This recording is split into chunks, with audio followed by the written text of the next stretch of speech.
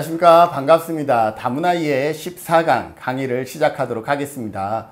제가 강의를 많이 하다 보니까 목 상태가 좋지 않고요. 한 이틀 3일 말을 안 하려고 최대한 노력을 했는데도 아직 말끔하게 청량한 목소리는 아닙니다. 여러분들 다소 거친 목소리가 나오더라도 이해해 주셨으면 좋을 것 같습니다. 그럼에도 불구하고 계속 미룰 수가 없어서 촬영을 하고 있기 때문에 조금 목소리 상태가 좋지 않아도 양해 바라겠습니다. 오늘 이 시간 같이 학습할 내용은요, 국적법이라는 법의 하나입니다. 그래서 오늘은 국적법을 조금 이해하는 시간을 가졌으면 좋을 것 같습니다. 오늘 같이 학습할 학습 내용을 살펴보면요, 입법 배경 및 목적 주요 내용에 대해서 우리가 살펴보도록 하겠습니다. 입법 배경 및 목적입니다. 국적법은 어떻게 해서 만들어졌을까? 대한민국 헌법에 보면요, 대한민국 국민이 되는 요건을 법률로 정한다라고 해서 헌법 제2조 1항에 보면 이렇게 언급이 되어 있습니다. 그래서 이 헌법 제2조 1항에서 명시되어지고 있는 그런 대한민국 국민이 되는 요건을 말 그대로 구체적인 사항을 명시한 법이 어떤 법이냐면 바로 국적법이라고 보시면 될 것 같습니다. 그래서 대한민국 국민이 되는 요건을 명시한 법, 그 법이 뭐다? 국적법이다. 이렇게 생각하시면 될 것 같습니다. 주요 내용에 대해서 같이 살펴보죠. 대한민국 국적 취득 방법입니다. 대한민국 국적 취득 방법에는요, 출생에 의한 국적 취득 방법과 인지에 의한 국적 취득 방법, 그리고 기화에 의한 국적 취득 방법 등이 있습니다. 그래서 이번에 출생에 의한, 인지에 의한, 기화에 의한 국적 취득 방법들을요, 어떤 방법이 있는지 우리가 자세하게 법을 통해서 살펴보는 시간을 갖도록 하겠습니다. 우선 출생에 의한 국적 취득 방법은 뭐죠? 말 그대로 태어나면서 국적을 취득하는 거죠. 그래서 제2조를 보면 출생 당시에 부 또는 무가 대한민국의 국민이었다 라고 하면 뭐예요? 출생에 의한 국적 취득이 가능한 것이죠. 그렇지 않더라도 출생하기 전에 부가 사망한 경우에는 출생하기 전에 모가 사망한 경우는 없습니다. 무슨 말인지 아시겠어요? 왜냐하면 어머니가 사망했다 그러면 자녀는 태어날 수가 없죠. 그렇기 때문에 왜 저기는 부만 들어가 있어? 그거는 가장 기본적인 사실을 놓치고 있다는 거죠. 출생하기 전에 부가 사망한 경우에는 그 사망 당시에 부가 대한민국 국민이었다 그러면 어떻게 될 수 있어요? 출생에 의해서 국적을 취득할 수 있다라고 보시면 될 것 같고, 또 부모가 모두 분명하지 아니한 경우나 국적이 없는 경우에는 대한민국에서 출생한 자, 대한민국 영토 안에서 출생한 자를 우리는 어떻게 할 수 있다? 출생에 의한 국적 취득이 가능하다라고 보시면 될 것 같습니다. 자, 그러면 출생에 의한 국적 취득 외에 또 다른 방법이 있을까요? 맞습니다. 두 번째 방법은 인지에 의한 국적 취득 방법입니다. 이렇게 하면 인지가 무엇이냐, 그 인지의 개념을 알아야 되는데요. 인지는 여기다가 적어놨습니다. 인지는 어떻다? 인지는 혼인 외에 출생자에 대하여 생 또는 모가 자기의 자녀라고 인정하는 것, 이것을 뭐라 그런다? 인지라고 얘기를 합니다. 혼인 외에 출생의 자녀로서 이 아이가 내가 부 입장 또는 모 입장에서 나의 자녀가 맞다라고 어떻게 하는 거예요? 생부 또는 생모가 인정하는 것을 인지라고 합니다. 이처럼 생모 또는 생부가 인정함으로 인해서 국적을 취득할 수 있는 방법을 인지에 의한 국적 취득 방법이다 라고 보시면 되겠습니다.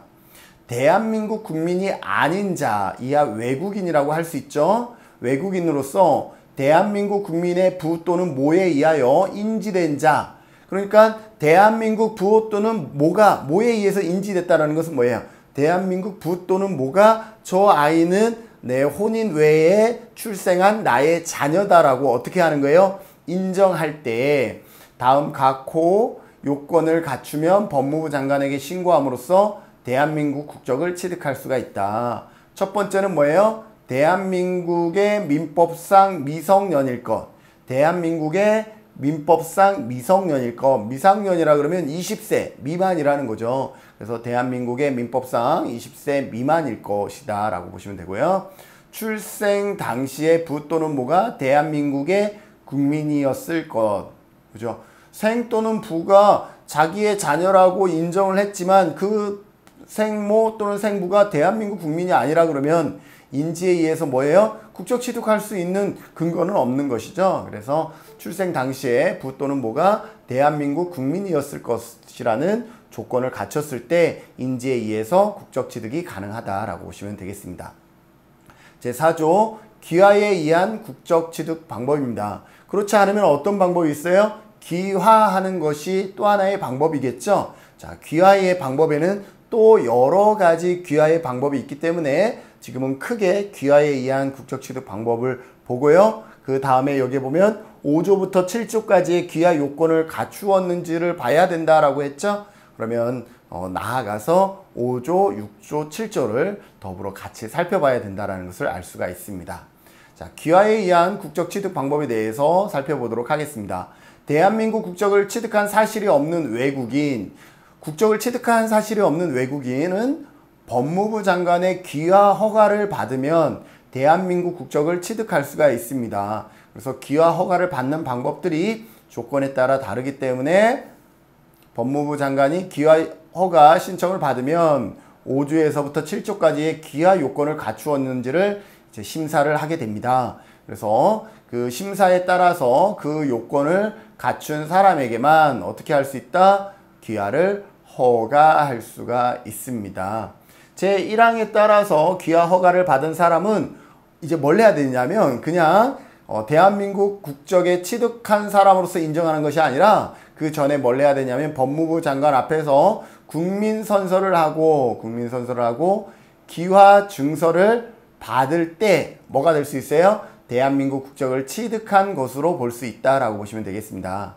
그런데 어떤 경우는 그 국민선서를 하기가 어려워요. 건강 연령이라든지 신체적, 정신적 장애 등으로 인해서 국민선서를 이해하기 어렵다라고 하면 가서 선서를 할 수가 없잖아요. 그래서 그럴 때에 어떻게 할 수 있어요? 가름하는 것이죠. 국민선서의 의미를 이해할 수 없거나 이해한 것을 표현할 수 없다고 인정된 사람은 국민선서를 한 것으로 가름하여서 뭐 할 수 있어요? 면제할 수 있다라고 정의되어 있습니다. 그래서 이 내용도 여러분들이 같이 기억해 두시면 좋을 것 같고요. 자, 귀화의 요건입니다. 귀화의 요건에는 일반 귀화가 있고요. 그 다음에 간이 귀화가 있고요. 그 다음에 특별 귀화, 또 수반 취득이라는 것이 있습니다. 그래서 이러한 내용에 대해서 이 시간 같이 살펴보면요. 일반 귀화의 요건은 우리 국적법 제5조에 나와 있는데 일반 귀화는 어떨 때 이루어지냐면 옆에 여러분들 이해하시기 쉽게 관로로 설명을 했습니다. 우리나라에 학연, 지연, 학연은 필요 없죠. 혈연, 지연 관계가 없는 외국인의 경우 일반 귀화 요건을 충족을 하면 어떻게 할 수 있어요? 일반 귀화로 귀화할 수 있다라고 보시면 될 것 같습니다. 외국인이 귀화 허가를 받기 위해서는 간이 귀화 요건이나 특별 귀화 요건이 있어요. 이거는 바로 다음에 제6조와 7조에서 설명이 됩니다. 6조에 보면 간이 귀화 요건이 있고 7조에 보면 특별 귀화 요건이 있는데 이것에 해당하는 경우 외에는 다음 이 내용의 각 호의 요건을 갖추게 되면 뭐로 인정한다라는 거예요? 일반 귀화 요건을 충족하기 때문에 귀화가 가능하다라고 보시면 되겠습니다. 그러면 실제로 일반 귀화의 요건, 즉 혈연이나 지연 관계가 없어서 일반 귀화를 받아야 되는 사람들의 요건을 살펴보면요. 제1호 5년 이상 계속하여 어떻게 해야 한다? 대한민국에 주소가 있어야 된다라고 보시면 되고 1에 2에 보면 대한민국에서 영주할 수 있는 체류 자격을 가지고 있어야 불법 체류자인데 5년 이상 있으면 의미가 없잖아요. 그렇죠? 그래서 체류 자격을 가지고 있어야 되고요. 그리고 민법상 성년 이상일 것, 성년일 것이다라는 것은 우리는 민법 20살이니까 20세 이상인 조건을 갖춰야 된다라고 보시면 되고요. 법령을 준수하는 등 법무부령으로 정하는 품행위 단정, 품행의 단정을 요구한다. 품행 단정을 요구한다. 라고 보시면 되겠습니다. 그리고 어떤 조건이 있냐면 4번은 자기 스스로 살아가거나 아니면 누군가 대한민국 국민으로 자기 스스로 살아가거나 기능에 의하거나 아니면 생계를 같이 하는 가족에 의해서 어떻게 할 수 있어요? 생계를 유지할 수 있어야 돼요. 귀화를 했는데 이게 공공보조, 국가를 의지할 수밖에 없어. 그러면 귀화 요건이 충족되지 않습니다. 귀화를 요건에 충족하려고 그러면 본인 스스로 자립하여 살아갈 수 있거나 아니면 생계를 같이 하고 있는 가족에 의해서 생계를 유지하고 있을 때에 어떻게 할 수 있어? 귀화를 받을 수 있다라고 보시면 되고요. 그리고 당연히 국어 능력과 대한민국 풍습의 이해 등 대한민국 국민으로서의 기본 소양을 갖추고 있어야 됩니다. 그리고 귀화를 하는 것이 국가 안전보장이라든지 질서 유지, 공공복리를 해치지 아니한다라는 법무부 장관의 인정이 있을 때 어떻게 할 수 있어요? 일반 귀화 요건으로 귀화할 수 있다라고 보시면 되겠습니다. 일반 귀화 요건은 요약합니다.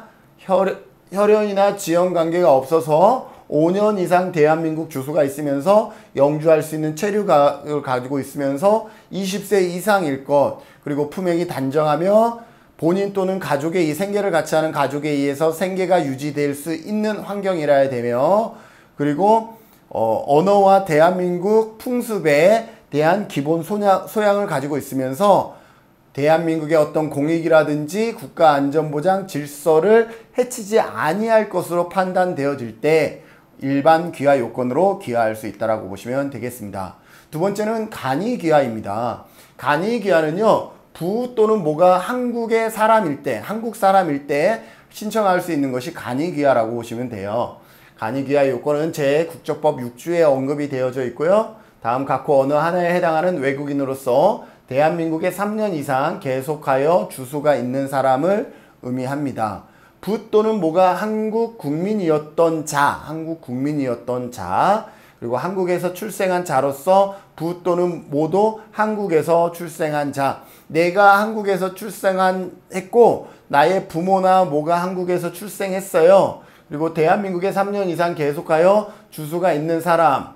그러니까 적어도 이 조건과 이 조건을 각각 만족해야 되는 거예요. 모두는 아니더라도. 그리고 성년이 된 이후에 한국 국민에게 입양이 된 자도 3년 이상 계속 주소지가 있는 경우, 대한민국에 있는 경우는 어떻게 할 수 있어요? 간이 귀화 요건을 취득한 것으로 봅니다. 이처럼 어때요?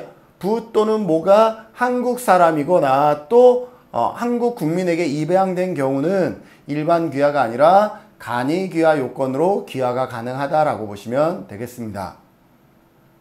여기에서 부 또는 모가 한국 국민이었던 자라고 되어 있잖아요.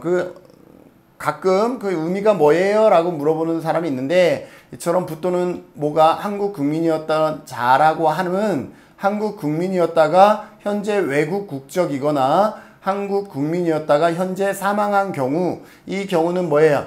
과거 시점이잖아요. 한국 국민이 맞긴 한데 과거 시점이었기 때문에 이러한 사람들은 그 자녀들은 3년 이상 계속 근무를 할 때, 계속 거주를 할 때 어떻게 할 수 있어? 간이 귀화 요건을 충족할 수 있다라고 보시면 되겠습니다. 그리고 간이 귀화 요건에서 이처럼 부모의 영향이 아니라 이번에는 배우자를 둔 경우에도 어떻게 될 수 있어요? 간이 귀화 요건에 따라서 귀화 신청이 가능하다라고 보시면 되겠습니다. 배우자가 대한민국의 국민인 외국인으로서, 그러니까 배우자가 대한민국인 국민이에요. 그리고 나는 그의 배우자인 외국인인 거죠. 이처럼 한국의 사람과 또 외국인, 이 둘의 관계가 성립될 때 다음 각호의 어느 하나에 해당하는 사람은 어떻게 할 수 있어? 간이 귀화 요건을 충족할 수가 있습니다. 첫 번째는 어때요?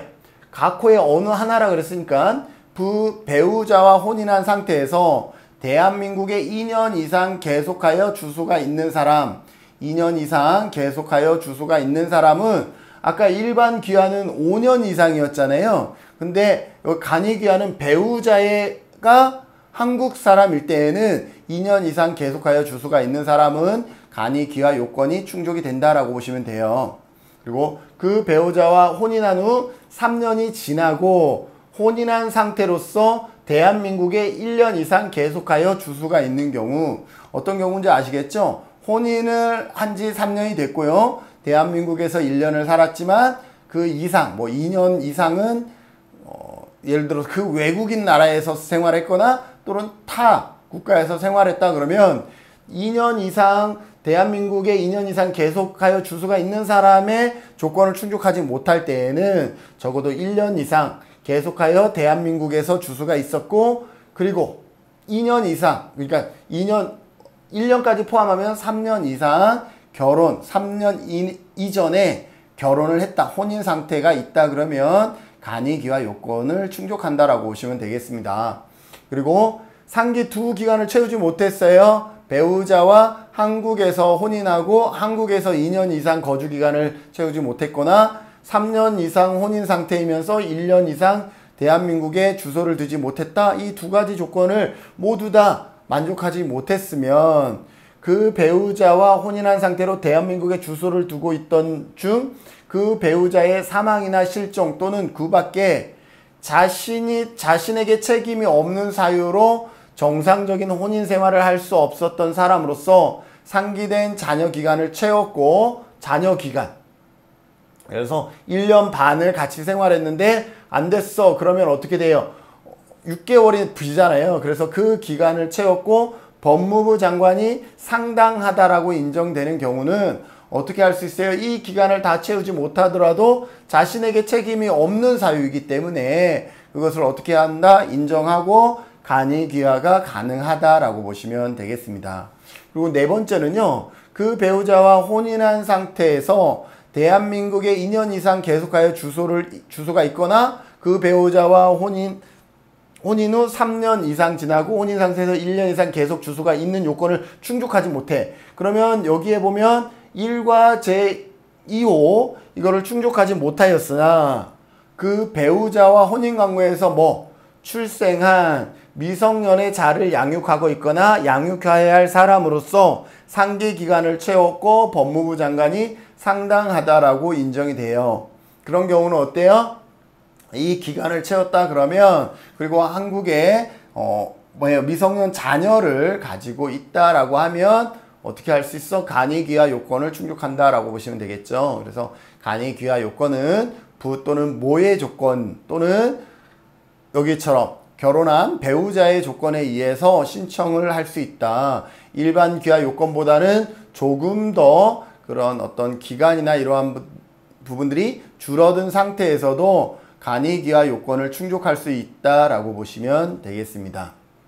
다음에 특별 귀화 요건입니다. 특별 귀화 요건은요, 우리가 지금까지 살펴봤던 것처럼 귀화 시험이나 의무 거주 기간 5년 없이 특별 귀화 자격을 부여하는 것을 의미합니다.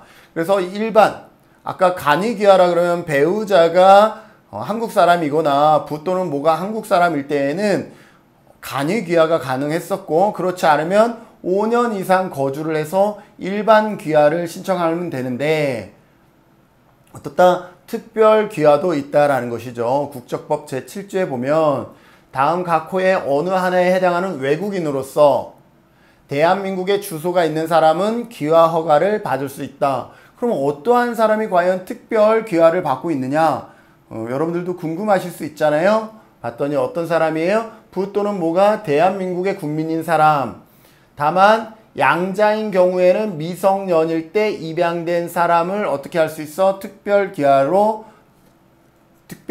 가능하다라는 것이죠. 만약에 양자인 경우인데 미성년이 아니다라고 하면 어떻게 되겠어요? 특별 귀화가 아니라, 여기에 보면 간이 귀화 요건에서 성년이 된 이후에 한국 국민에게 입양된 자, 이분은 뭐가 되는 거예요? 성년 20세 이상 이후에 한국 국민에게 입양된 자는 간이 귀화 요건에 해당된다라고 보시면 되겠습니다. 그런데 여기에서 특별 귀화는 어때요? 부모 또는 모가 대한민국 국민 사람이거나 양자인 경우에 미성년일 때에는 간이 귀화가 아니라 특별 귀화로 어떻게 할 수 있어요? 네, 귀화 신청이 가능하다라고 보시면 되겠습니다.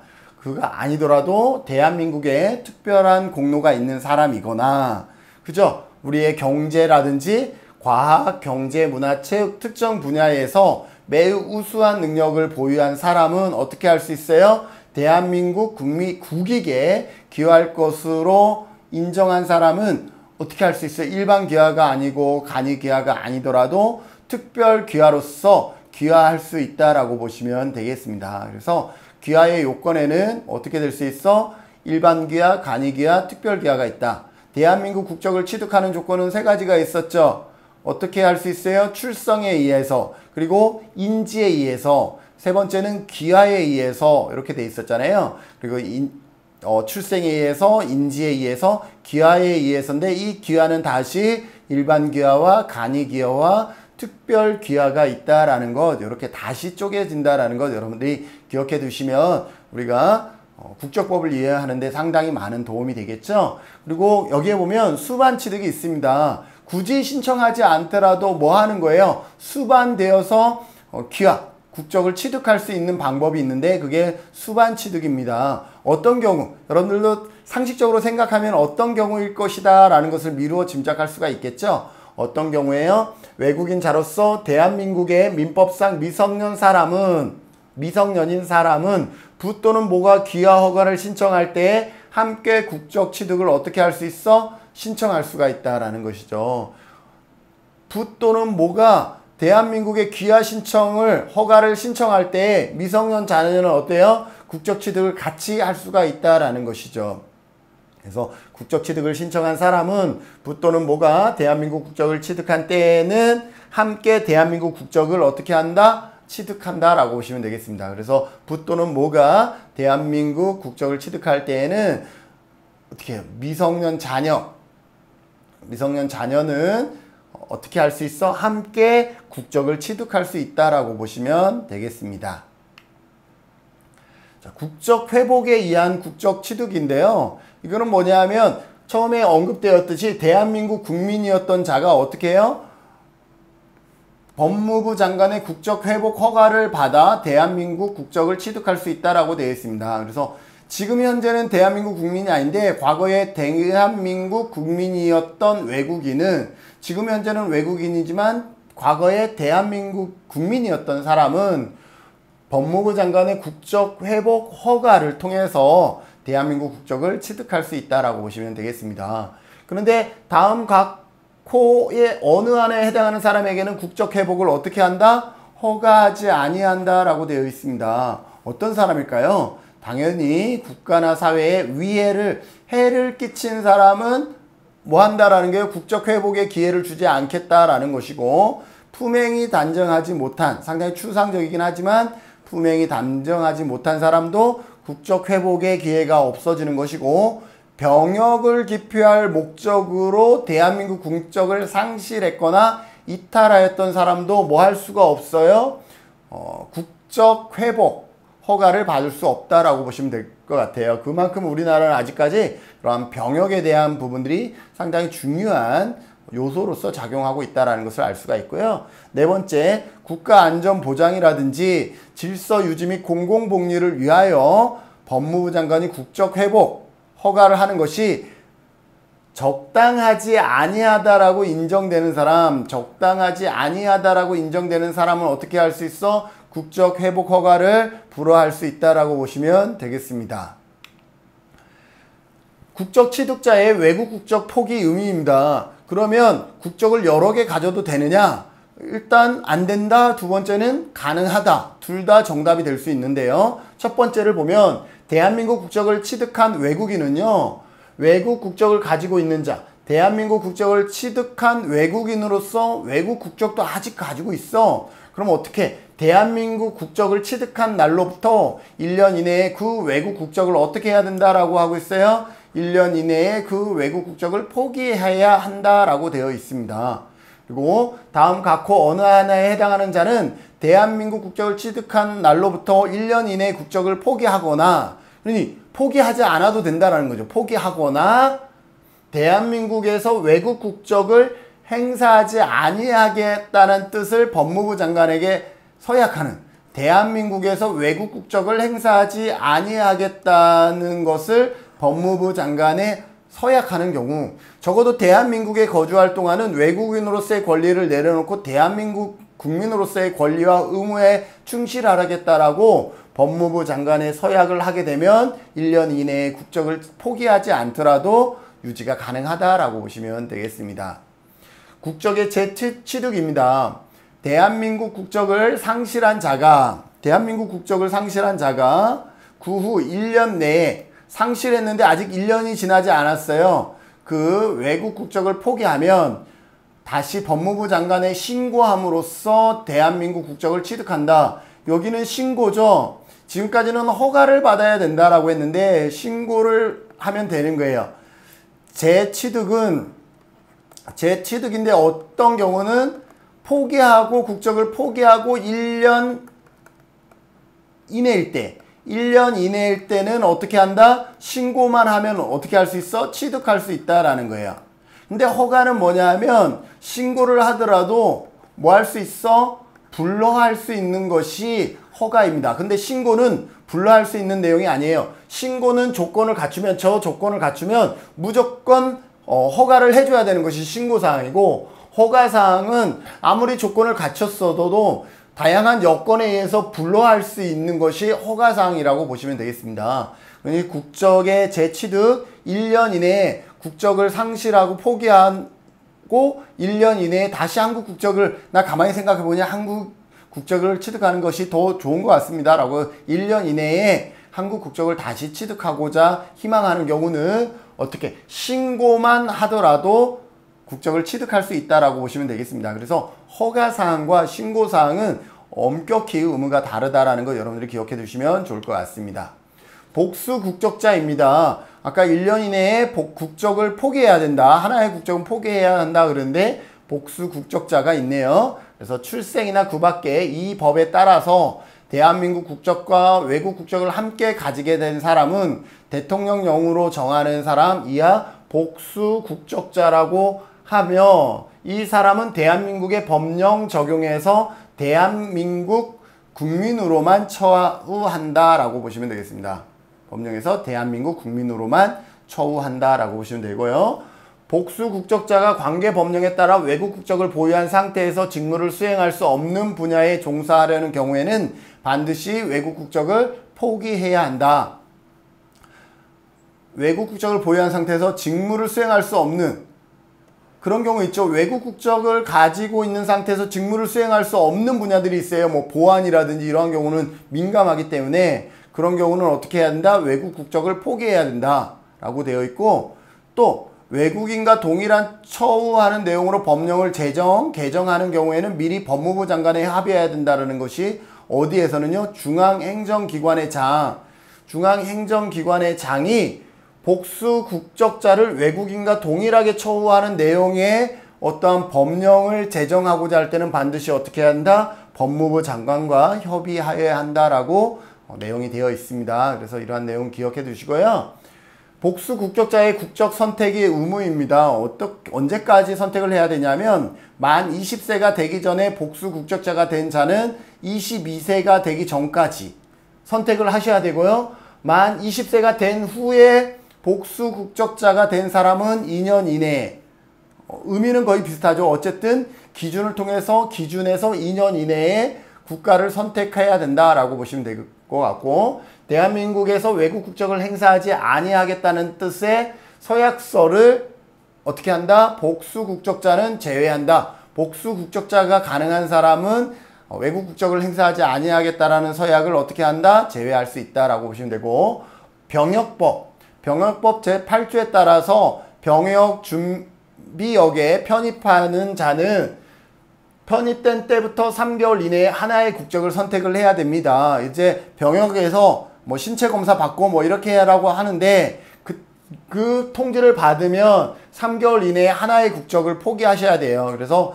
한국 국적을 포기하든지 그 외국의 국적을 포기하든지, 만약에 외국인 국적을 포기하면 병역 의무를 지겠죠. 한국 국적을 포기하면 병역 의무는 면제될 수 있으나 다시 한국 국적을 취득하는 데에는 또 다른 절차가 수반되어져야 되겠죠. 그래서 이렇게 되고요.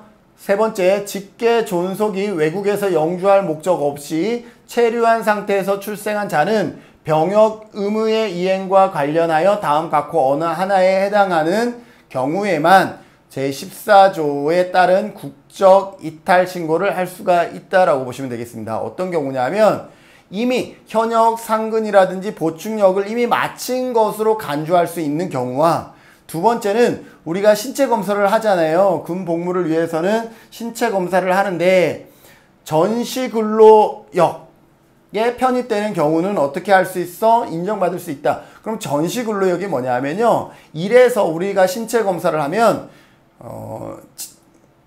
신검을 받으면요 1에서 7급까지 등급을 받을 수가 있는데 1에서 3급은 현역입니다. 1에서 3급은 현역병으로 근무를 해야 되고 4급은 보충역이고요. 5급이 전시근로예요. 그리고 6급은 병역 면제이고 7급은 재신체 검사예요. 여기에서 뭐예요? 5급 전시근로역에 편입되는 경우, 그죠? 병역 면제는 요 위에 해당되겠죠. 그러니 5급 이상, 5급, 6급을 받는 게 7급은 다시 받아야 되니까요. 5급, 6급을 받은 경우는 전시 근로 영역 또는 마친 것으로 보게 되는 것이기 때문에 여기에 해당되는 경우는 국적 이탈 신고를 할 수가 있다라고 보시면 되겠습니다. 그래서 이러한 내용으로 뭐가 있어요? 국적법의 내용이 채워져 있다라는 걸 여러분들이 기억해 두시고, 그 외에도 대한민국 국적의 선택 절차나 국적의 이탈 요건 및 절차, 복수 국적자에 대한 국적 선택 명령, 국적의 상실 결정, 복수 국적자에 관한 통보 의무 등 복수 국적자에 대한 내용이 좀 더 많은데, 우리가 국민으로서 국적을 취득하는 조건에 좀 더 초점이 맞춰져 있어서 이 부분은 생략을 했고요. 그 다음에 국적 상실에 대한 부분과 국적 판정 및 허가 취소, 관계기관의 협조에 대한 내용도 국적법에 나와 있습니다. 뒷부분은 여러 가지 시간이나 정황상 좀 생략을 했고요. 그래서 여러분들이 나는 조금 더 관심이 있어 그러면 여기 관계기관의 협조까지 여러분들이 국적법을 어디서 다운받으시면 된다 그랬죠? 법제처에 들어가서 다운받으셔서 살펴보시면 지금 설명한 것이 거의 중요한 내용이긴 하지만 그 외에도 이러한 다양한 내용들을 추가로 살펴볼 수 있다. 여러분들 기억하셔서 참조해 주시면 좋을 것 같습니다. 생각 나누기는요, 간단하게 이게 여러분들 출력해 보시면요 몇 장 안 됩니다. 한 두세 장밖에 안 돼요. 그래서 내용이 어떻게 해석하는지는 제가 이미 어려운 단어들은 강의 시간을 통해서 해석해 드린 것 같습니다. 그래서 그 내용을 근거로 해서 한 번 더 읽어보시면 좋을 것 같아요. 그래서 국적법을 직접 검색해서 살펴보시는 것이 생각하기로 여러분들에게 던져드립니다. 그래서 한번 몇 장 안 되니까 한번 읽어보셨으면 좋을 것 같습니다. 네, 오늘 강의는 여기서 마치고요. 다음 시간에는 출입국 관리법입니다. 우리 출입국 관리법 많이 들어봤잖아요. 여기에서도 우리가 시간의 범위 안에서 중요한 내용을 중심으로 해서 같이 살펴보도록 하겠습니다. 수고하셨습니다.